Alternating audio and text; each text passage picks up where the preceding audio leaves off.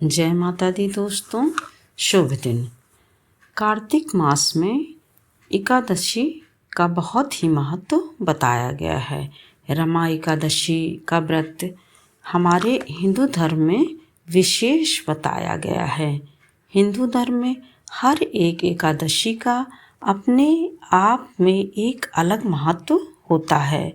भगवान श्री विष्णु को समर्पित वर्ष में यानी पूरे एक साल में 24 एकादशी कही जाती है या की जाती है, जिसमें से एक एकादशी रमा एकादशी भी है, जो कि कार्तिक मास की पहली एकादशी और चातुर्मास की अंतिम एकादशी होती है। रमा एकादशी के दिन भगवान विष्णु के साथ साथ धन, ऐश्वर्य और वैभव की देवी लक्ष्मी की पूजा की जाती है, क्योंकि इस दिन देवी लक्ष्मी यानी कि रमा देवी की पूजा की जाती है।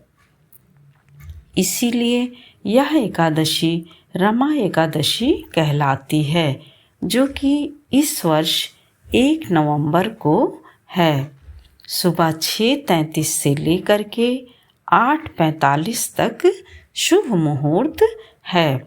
दूसरे दिन सूर्योदय के बाद ही पारण किया जाता है, अर्थात 2 नवंबर को पारण है। रमा एकादशी का व्रत देवी लक्ष्मी को भी समर्पित होता है, इसलिए दिवाली से पहले देवी लक्ष्मी की पूजा करने के लिए रमा एकादशी एक बहुत ही शुभ दिन होता है। जैसा कि आप सभी जानते हैं कि कार्तिक मास में भगवान विष्णु को बहुत ही प्रिय है और कार्तिक मास में ही इसीलिए इस एकादशी का विशेष महत्व होता है या फिर बहुत महत्व बढ़ जाता है। हिंदू मान्यताओं के अनुसार जो लोग एकादशी का व्रत रखते हैं और भगवान विष्णु के साथ साथ माता लक्ष्मी की पूजा भी करते हैं, उनके घर में सुख, समृद्धि और धन की वृद्धि होती है। इस एकादशी का सबसे महत्वपूर्ण अनुष्ठान उपवास करना होता है। इस व्रत में एकादशी से एक दिन पहले सूर्यास्त से लेकर के एकादशी के अगले दिन के सूर्योदय तक व्रत रखना होता है। इस दिन समस्त भक्त भगवान विष्णु और देवी लक्ष्मी की पूजा करते हैं। पूजा करने के बाद आरती के बाद साथ ही साथ भगवत गीता के श्लोकों का पाठ भी करते हैं। पाठ करते हुए रात्रि जागरण का विशेष महत्व होता है।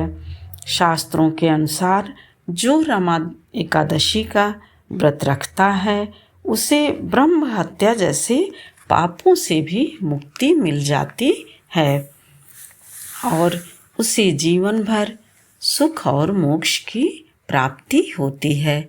इस व्रत को करना 100 राजसूय यज्ञ या फिर 1000 अश्वमेघ यज्ञ करने के बराबर होता है। रमा एकादशी के दिन पूजा विधि हमको विधिवत करनी चाहिए। रमा एकादशी के दिन सुबह प्रातःकाल सूर्योदय से पहले जल्दी उठ करके स्नान करके स्वच्छ कपड़े पहन करके भगवान विष्णु की पूजा का संकल्प लेना चाहिए।